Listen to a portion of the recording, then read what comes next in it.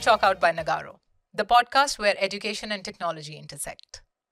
Today's episode is special because we are interviewing my dean, Professor Madan Pillutla, the Dean of Indian School of Business, a position he's held since July 2021.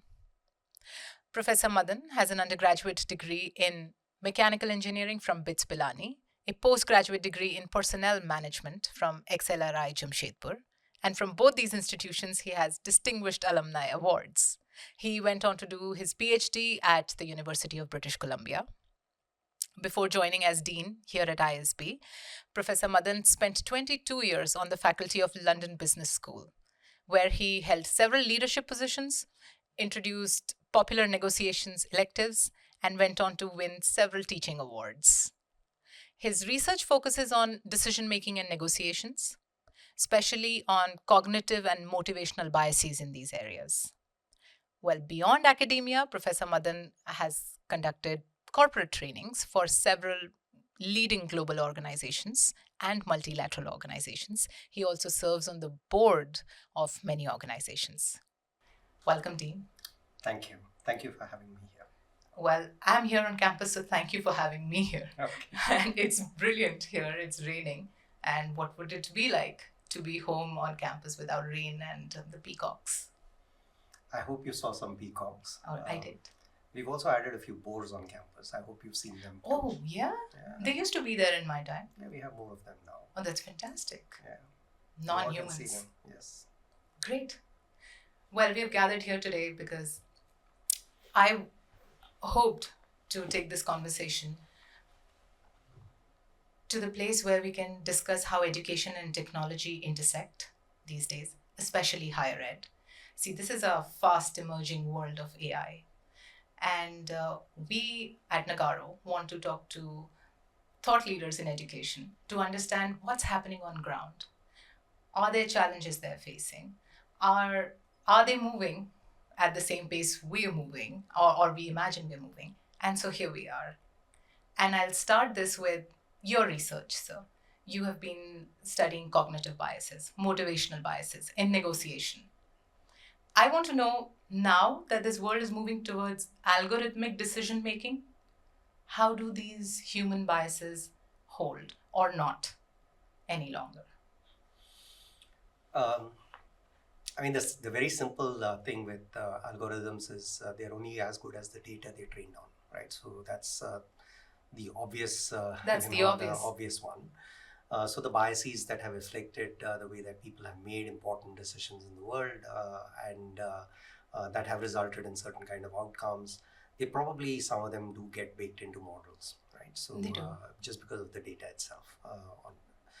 So that part is an obvious one. We'll take it out of the way. In a world going forward, and So I taught a class after a long time. I taught a class on the degree equivalent programs here. I see. I did a class on critical thinking for the PGP-VIAL. This is a new 2-year program. Yeah. And in doing the class, there are a few things that I trialed. There are a few things I learned along the way, and the way that I think that AI and is going to help people actually, and in particular large language models, in particular those ones that are personalized to people. Yes. What it's going to help people is it's going to help them make better decisions, right? So that's the hope. Yeah. So the best case, the best use case for these large language models is education, right? And the belief that they can help people learn in a very personalized way. Indeed. In ways that was only possible for people who were the elite in the past. Yeah, and had a bunch of support, like a lot of support. And individual coaches and so on. Now you can have these individual coaches with these models that are available to you. So can these help people as they're going along, as they're making better decisions? The answer to that is yes. Are some of these models already developed and are they available? No, it's work in progress. It'll keep getting done. So I see it in two different ways, right? So we'll go back to our to negotiations, which also I teach. So let's remove critical thinking from it, but just talk about negotiations. There are two ways in which I think these the models will help de-bias people. Right? Okay. The first of them is that in any negotiation, it's very important that people prepare very well, right? Before they go into a negotiation, prepare very well. These the tools that are currently available, it helps you prepare way better than you ever could have prepared. Right? You have much more information, more accurate information when you're going into a negotiation. So that's one.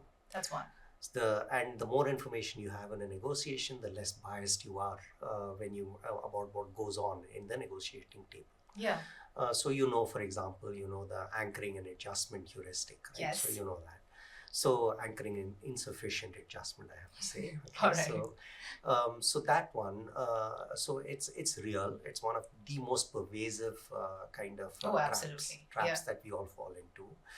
But when we have a lot of information, we tend to be a little less susceptible to that bias that comes from the heuristic than we otherwise would have been. And I'm saying now, thanks to the ability to prepare well and get better quality information, that's one bias that you can mitigate somewhat when you go in there. Yeah. Other kind of biases too. So this is about information. But the second is it allows me to prepare right now. So for example, you can do it even with, I don't want to name any of the large language models that are there, but you can use any one of them and use one of the negotiation kind of modules that are there, and you can role play your negotiation before you can go into a negotiation. Yes. Right? We ourselves, we have an online negotiation a little course. I created this course where people can go and they can negotiate with a bot. They can get real-time feedback and so on. Oh, how cool. So the same thing that you can think of, the way that you can think of doing, I'm going into this negotiation, these are the parameters, why don't we role play the negotiation, and I can trial it out, I can prepare, and then I can go out there and I can negotiate. So it's a preparation tool. It's in two ways. One in terms of giving me information. The other is in helping me role play a negotiation before I go in there, which then means that a lot of the things that I would otherwise have fallen into traps into during the course of the negotiation, I can avoid them. I can at least try to anticipate some of them and say that here are ways in which I can try to prevent that from happening. Yeah, and both of these use cases, you do not need any training to begin to do them now. This is available to all of us. Yeah, I see. One of the things that we're slightly worried about some of these large language models, the generic ones that are out there, so you'll just have to know that some of the data that they trained on some of the ideas that they trained on and so on, they're not calibrated according to the veracity of that particular information, right? So for example, the reason why you would come into a place like ISB to learn is of the tons of information out there, there is somebody out there sitting here and telling you, okay, this is reliable and this is not reliable and so on. So I think that as the world progresses, you'll start getting more and more reliable decision aids and reliable negotiation aids that are going to be built. There are going to be a whole bunch of these bots that are going to be built that are going to help people as you move forward. That's a positive picture of the future. Like if we have more and more reliable ways of making decisions, because yes, at the moment, that's a possibility, right? So we just have to say it's a possibility. Yeah, we'll find out how we move in that direction. But I'll also take up what you said about personalized learning. Yeah, and personalized learning pathways for sure is one thing that concerns us also. At Nagarro's education practice, in fact, we have tried to develop an accelerator, and we do exactly this. Our hope is that every student can have, as if the benefit of many tutors focused exactly on that student's aptitude and goal, most importantly, because decision, path dependency, like sometimes you take a course and now you just cannot take another and you won't end up where you wanted to when you started the course. Great to hear that that's something you think is a legit use case and it should be there for students. I think it is the best use case I can think of, right? So the promise is democratizing of personalized education. There you go. Which is that is the promise. Okay, about negotiations. I heard that you said, yes, of course, there are obvious ways in which human biases will enter algorithmic decision making, and then there are goods and bads. What happens in university tech teams when they are trying to go for adoption of some new digital tool or a whole system? How do you think negotiation happens there? And are there any biases that are at play that you might have seen while you're negotiating, getting something for the institution? So with tech teams outside of... within the organization mostly. And when they are asking for resources? Is that okay? And new ones, and everyone has sparkling ideas about what will work in the next year. So if you look at universities in general, we are all, and I've been part of a university, I've been throughout my life really, other than a brief period in time, one year where I was a management trainee. Otherwise, I've either been a student or I've been a teacher, that's all I've been. So we tend to be a little more resistant to change than most other organizations in the world, right? So that's the university has remained in the same form and the general way in which education has been structured has remained roughly the same. You come at a particular age, you do a particular set of courses, then you go out and you get a job and so on, right? So all those things are changing at this point in time, and they are. And education is in for a massive disruption. So you're going to get, you're seeing more and more of education on demand, right? So people saying, I want to get certain inputs at certain points in time when I need it. I'm not going to get all of the input today and then use it 10 years later and 5 years later and so on. I'll get it when I need it. And then I'll use it. I'm talking about the kind of, like a business school education and so on, right? So, and when I say that, when I need it, it doesn't mean just purely for the purposes of doing my job or anything. It could just be that there will be a particular point in my life that I want to learn how to write poetry. I'm just saying, that it's when I feel that I need to have that particular that set of skills, that knowledge, that's when I'll start accessing. Of course. So educational institutions have to figure a way out of managing that, right? Because that becomes complex in terms of, you come in at a particular period in time and you want to do X, and unless there are 35 other people who also want to do X, for me to be launching a class at that point, it becomes a little difficult, right? So then I have to find ways and means of creating programs that are flexible enough that it allows one person to take it, 10 people to take it, 100 people to take it, and so on. So anyone who's trying to solve for this problem and comes to us and says, okay, I'm looking at this is potentially a problem that is going to happen. Here is the way that I think that we can solve for this problem. We probably will have first dibs on resources. So perfect. I'll take a step back, right?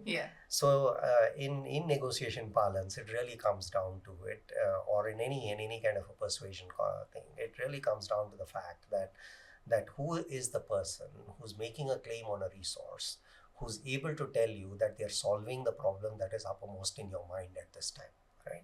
So anyone who comes and sells a technology which is solving the problem that I think I currently have, unless they have the capacity to tell me that the problem that I'm trying to solve is not that problem at all, your problem is something else altogether, and convince me. Otherwise, that's what it really comes down to, right? So who has the best solution to the problem that I currently think is the most important problem I'm facing? That's fair. That's I totally get it. That will be the principle followed. Understood. And yes, when you said, Prof, on-demand education, so many, actually almost universities, the ecosystem, as you said, is up for disruption. They're changing, they're launching what we call online education. There are universities, schools such as us with fantastic flagship programs in place, who are now also offering other digital courses, some of them short term, some of them highly specific to a certain group who wants to learn certain things. How do you balance that?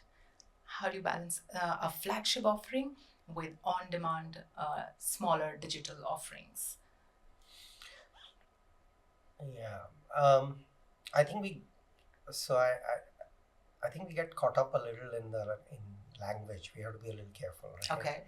So what is flagship today doesn't necessarily mean it'll be flagship forever, right? So we just have to think about what becomes ultimately the choice for a lot of people, where they see the maximum benefit from that, for which they are willing to spend the maximum dollar, right? So you'll have to keep thinking of it that way. Today it could be something, tomorrow it would be something else. I just think. So what I would like to differentiate here is what is it that we can add for someone who's coming to our campus, investing their time and their resources to be here. What is it that we can do differently for them here that we would not be able to do for them online? Okay, is one way of thinking about it, right? Definitely, so, and then say that, and can this become the compelling kind of a narrative that that people will buy into. So at least in the way my thinking has evolved in the last about 4 or 5 years on this, where I used to think that online education was an inferior substitute for education that you could get in a classroom, in a campus setting, to one where I believe that there are certain courses that are better taught online than they are taught in class. Okay, and those are courses where I think that this immediate feedback that you want to give people, personalized attention that you want to give people, that is more doable online than it is and with a bunch of these AI tools than it is to do in a classroom, right? Yes. So those are so that's the division. That's how the division should start happening, right? So what are those courses you can do there? What are the courses that you can do here? Got it. And then, so what is it? But what is it? I mean, you yourself started the conversation by saying you loved coming onto the campus. Absolutely. You loved looking around. Yes. So what is it about this campus itself? Of course, it's the beauty, because we do have a beautiful campus. Oh, there's more. But it's a sense of community. Yes. Which it's a sense of camaraderie. It's a sense of community. It's a sense of caring. All of those things that are out there. So that particular aspect of it might not be that easy to build in an online community, and human beings will always desire that, right? So even now you'll go back to your own quad mates, your own cohort that you went with will be friends for life, right? So exactly. these are places in which you build those ones, and then we have to try and create some learning experiences in and around that that take advantage of that build that sense of community, that sense of cohort, and so on. So that is the thing that you'll get when you come into the class in here, and some of the courses that you possibly cannot teach them online, you'll teach have them to here. teach here. Yeah. So I think you'll start specializing in what is going to be taught online versus what is going to be happening here. That's nice. So it won't be the exact same thing in both these places. Yeah, agreed. And in fact, at ISBC, we operate in two geographically distinct locations, right? And we're one school. So we must have some insight on how, tech helped in keeping this seamless, because we have cultural integration, yes, and we have absolutely similar experiences. Right. So as ISB, I think we should have even more of a handle on how tech enabled this. And there still were courses which were being taught on campus, but not similar, exact same being taught online. So we managed that as well. I want to hear from you because this is happening for many years now. Mohali has been up since 2012. Yeah. So I mean, we used to have. Did you take any of those classes which were? I was in Hyderabad. Did I take any Mohali class? Mm-hmm. Yes. I took, I think, a B2B class. Professor DVR was teaching it in Mohali, but I wanted it so bad I sat in Hyderabad classrooms and listened to him speak in Mohali. Okay. Yeah. So I believe that, that kind of a hybrid where there are some people online and some people in the class, it doesn't work as well as it should. We'll find, eventually you'll find some way of doing it probably, but it doesn't, it doesn't. It's so that kind of, in the absence of better ways of integrating, that is what we were attempting to do in those days. That's what we were attempting to get.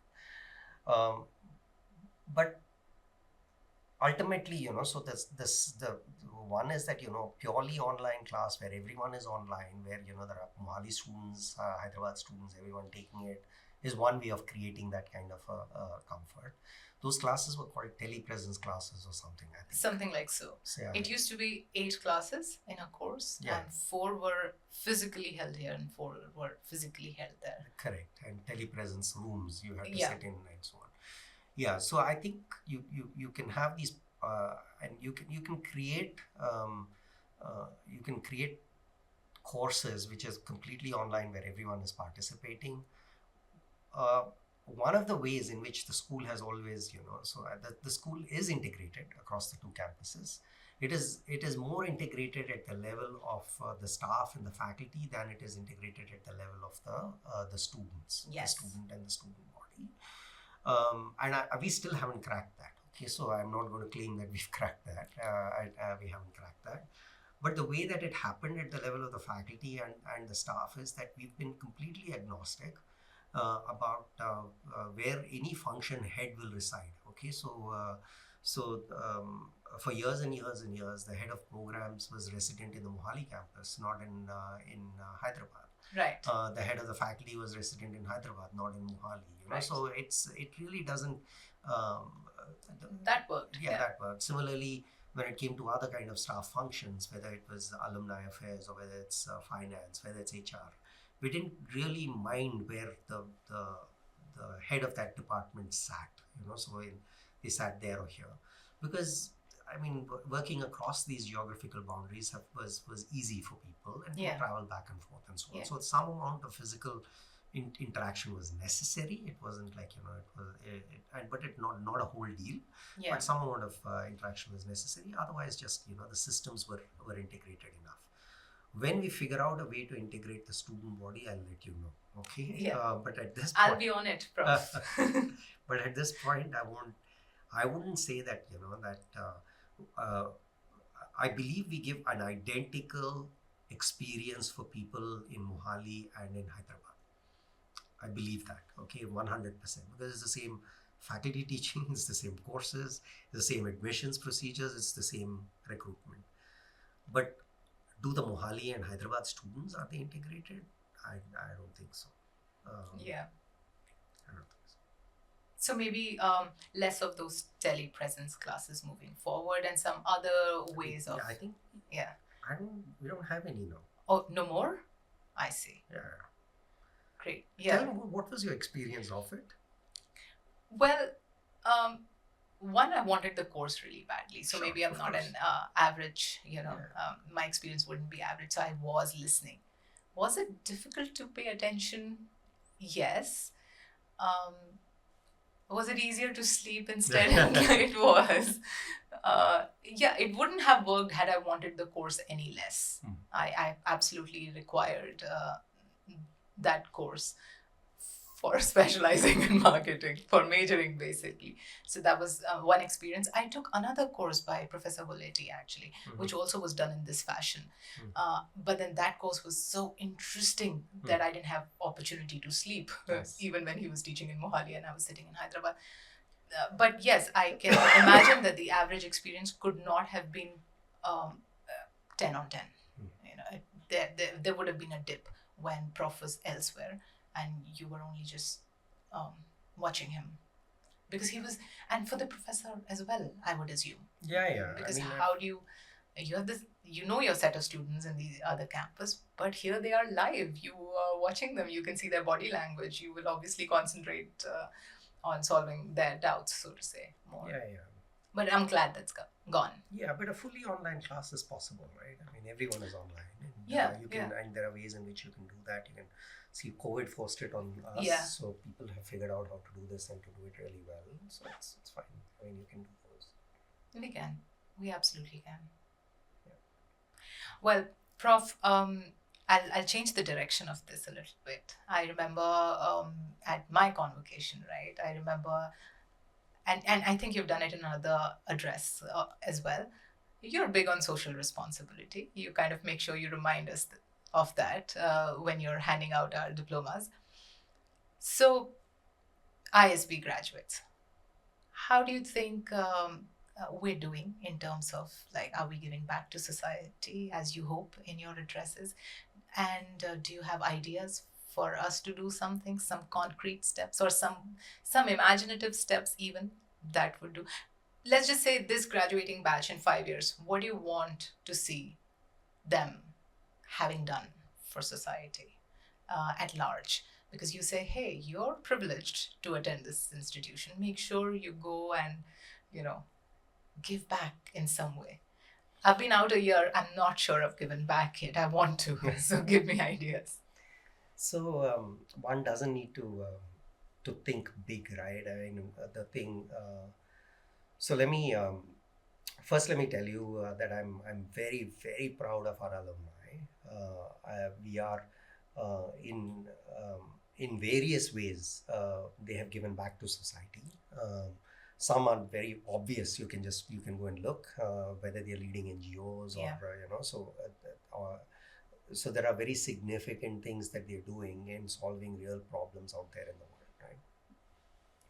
But people who are starting, I mean, again, I think being an entrepreneur is a super noble profession. Because just think of the employment that they generate as a result of them starting businesses, being successful, and so on. So, but when I ask people to be to think, right, and to just think about privilege, I'm really reflecting on a few things. I mean, the first of them is that a lot of us need constant reminder that where we are is some amount of it might be on account of the actions that we've taken and some of the good that we've managed, or some being good at some of the things that are important and so on. But a lot of it is also an accident, right? I mean, where we were born, who we were born to, and so on. Okay, Definitely. So it's just important. So I just like putting that in perspective for people to say that we're all very, very privileged. Otherwise, we would not be in a setting like this, Yes. And the very fact that we speak English the way we do. In a country like India, it suggests already that we come from great privilege. Okay, so indeed, yes, Prof. So we begin with that. So what I ask people, which is why when I say remember that kind of a privilege, I say and use the privilege. When I say use the privilege wisely, I'm not asking them to go and start an NGO. I mean, if they do great, fantastic. I'm not asking them to go, creates rural schools, which they, again, if they go and they do it, that is again very good, and all of that. I'm saying that the greatest impact that any human being can have, an average case, someone who's not obviously not a Gandhi or an Einstein or something. The greatest thing that one can do is in our micro interactions with people. All right, so I just ask people to be kind in all of your interactions. Be patient in the way that you talk to different people and so on. Right? So the number of times that I hear people here. So I'll give you a very simple example. Okay? Yes, it seems super trivial to you. No. I was a few days ago. I took a cup of tea. Okay. I came with a cup of tea. I was with someone senior from within the from ISB in the administrative thing. And I went to sit down in a chair, okay, in our atrium. And just as I put my hand on the chair, I took my hand out and I realized they just painted it. Okay. And both my hands, and it's just painted. And then on the other side, there was a guy, he was painting another there. So if I'd had the sense, I would have known, I would have checked, right? I could have easily checked. So this person looked at him and started telling him off. And I said, like, listen, it's not his fault. And this poor guy had made a mistake. He put a board where he was painting. He could have left a board here. But I said, like, you and I are smart people. We are seeing him paint there. It's not that difficult for us to think that he would have painted here, right? So if at all anyone is at fault, it is us, not him, right? And even if you want to tell him, you can tell him gently. There's no reason to yell, right? Right. The point I'm making is that this is something we look, and it's easy for us from where we are to assume that others should know what they're doing, and they should do what I'm expecting them to do, and so on. It is very hard for us to put ourselves just in their shoes and say that, what would it be like to be what they're doing, and so on, right? Yeah. I mean, as it is, the person would have been feeling so bad about this whole thing, and he doesn't need to feel worse by us telling him off or any of those things. So I zoom out from this kind of trivial example I gave you, okay, and then I go. So you think about someone that you're trying to bring in, you're trying to hire. You're looking at a bunch of people. Someone from a not so privileged background might come in there. The person might not be at this point in time looking like the best person for the job, but with a little bit of like kindness, with a little bit of training, you might be able to bring that person up to a level where they will be really, really good in what they're doing. So I'm just saying that, in your interactions and where you have the ability to make decisions that affect the lives of a few people, use this notion of privilege for yourself and say, what can I possibly do to make someone's life a little bit better? I'm not asking them to go out of their way, right? That is not at all what I'm asking. I'm just saying, think, okay, and be a little kind in the way that you do things. The final thing I'll leave you with, right? A lot of times when in India, and even outside of India, people talk about, there is a talent shortage, there's a skill shortage. People coming out of college, they're not job ready, they're not ready to do tasks. So what, right? I mean, we train them then. We take them, we train them. So because that as human beings, what more can we do than to help other people also achieve their potential, right? So we could try and we could help them and we could do those things.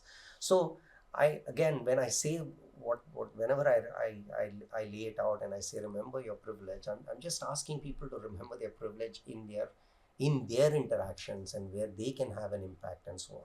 And of course, if they want to use their privilege to do great things, absolutely, I'll be a big cheerleader. I'll stand there and I'll be cheering them on. Right. In a way, this is the harder thing to do, because now you're asking us to develop an aptitude. It's not as easy as do a one-off good event in the world. Just become more thoughtful is what you're saying. Yeah.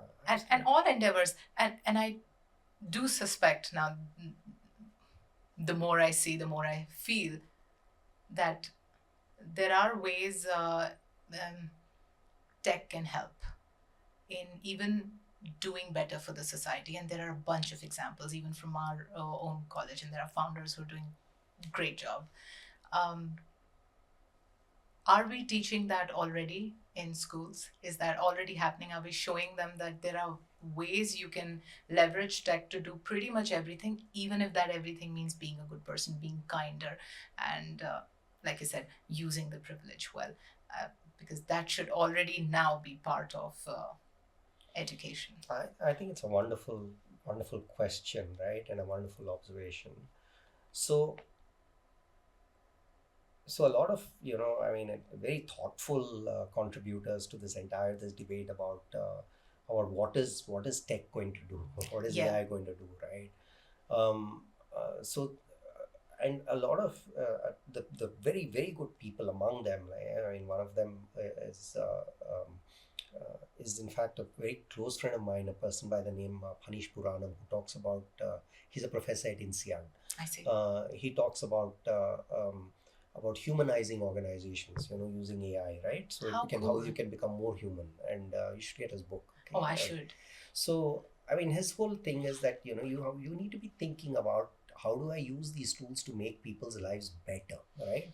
It's not about how do I replace people. That is not what it is. It is just how do I make their lives better. So if I take away drudgery from their jobs, if I get them to do more important jobs, what can they do better? So that's one aspect of the way that even people who are designing these things should be thinking through, right? So that's one. Rather than I'm driving, I mean, of course, people are going to be driving efficiency, but alongside that, you're thinking about like, how do I make people's lives more interesting, lives better, and so on. Is one aspect of it. But the other, which is like, is not your question exactly, but I'm struck by, in India at least, anyone that I speak to when it comes to AI, right? What people are wanting to use AI for is to really solve big problems, right? So where it's about healthcare and saying that in India healthcare is such a privilege of the rich. How do I make access to healthcare? And technology is going to drive that, right? So there are people working on that. Some of them are our own alumni. When it comes to primary education, and they're saying that we need to teach our kids, we need to teach them today, we need to teach them at scale. We can't wait for 10 years, 15 years to build all these different things, but tech is going to help us do that. So I'm going to solve this problem. So you can see that people are already thinking about the way that they are using a whole bunch of these things. These people don't need to be taught any empathy and humanity, right? I mean, they know it. That's what they're doing all of these things for, because that's where they're coming from. That's the angle that they're coming from. But within organizations, I'd say like the Panish or the Asimoglu and that kind of tradition, what they're talking about is just think in terms of how you're going to make people's work lives a little bit better, and how do you use that to make it a little bit better. Right. Maybe this is a sign for me to check all the questions. Is it okay if I check if I've covered everything? Yes. Seems to have. We're done. My final question is pretty much the best. What's the biggest challenge that ISB faces today? Can you ask it one more time, please? Yeah. Okay. Actually, the better question that I want to ask is another. I'll go with this. Dean, what's the biggest challenge ISB faces today? I'm invested in this answer.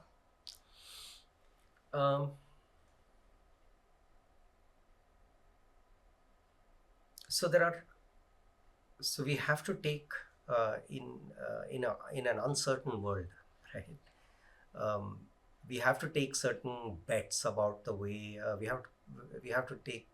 So we have to decide on which path that we want to take, and we have to commit, and we have to move along in that direction, and we need to move along rapidly. But we also have to do it in keeping in mind the reputation that ISB has built over the last about 25 years, right? So we look at, and this is a school that launched like a rocket, just reached super levels very, very quickly, and maintained that level for a really long period in time.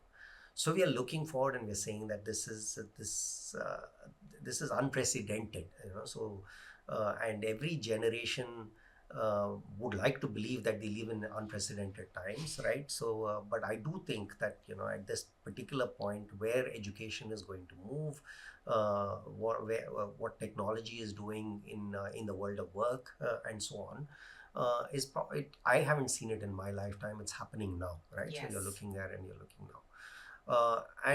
So for me, I look at and I say that in order for ISB to cement its legacy as the leading business school in this country and in the world, whatever the path that we are choosing now is going to determine that. So that is a huge, when I look at it, and I think what is a huge responsibility, because this is now on my team and me, and we are deciding, and we are placing bets here, we are placing bets there, and we are hoping that they'll pay off. They're all informed, but again, we are operating in this realm of uncertainty, a tremendous amount of uncertainty. So what is the biggest kind of like block in us achieving whatever we want to achieve, it's always going to be the same thing. It's going to be human capital, right? So ultimately, what is going to decide that the technology that technology, where the path that it is going to take and the way that it is going to go and help human beings and help organizations and help society in general, is going to be determined by the quality of the thinking that is going to go behind that, which then comes down really to, again, to humans. So I look at and I see at this point in time, the traditional competitors to an ISB, which would have been other educational institutions, are not them anymore, right? So it is it's ed tech firms, it's consulting firms, it's everyone is scrambling around in the same space and trying to define what the future is going to be. And we just have to hope that, or not hope, we more than hope, but we have to think that the plans that we have set are correct, and that we have the ability to get the right people to execute those plans the way that we want to going forward. Yeah. Well, I hope, and more than hope, that the bets we're placing pay off. And finally, Dean, if you had a magic wand, say there are no constraints, all constraints dissolved, how would you use tech to solve for higher education in India? Just solve it. If you had a magic wand, no constraints apply, and you have any and all tech at your disposal. So the problem I would solve would not be higher education. Oh. The problem I would solve for would be primary education. The biggest, that school education is where you're going to move the needle the most, right? And school education, and I mean, investments are coming into school education in India, but it's not coming in at the scale at which it's required. Yeah. Right?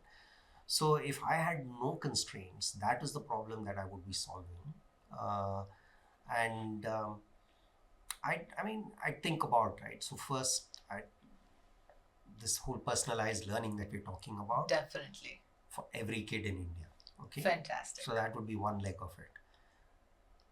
The second leg of it would be to empower the teachers, to teach them how to use tech so that they become better, to remove drudgery from their work, so that they can focus on the right kind of things.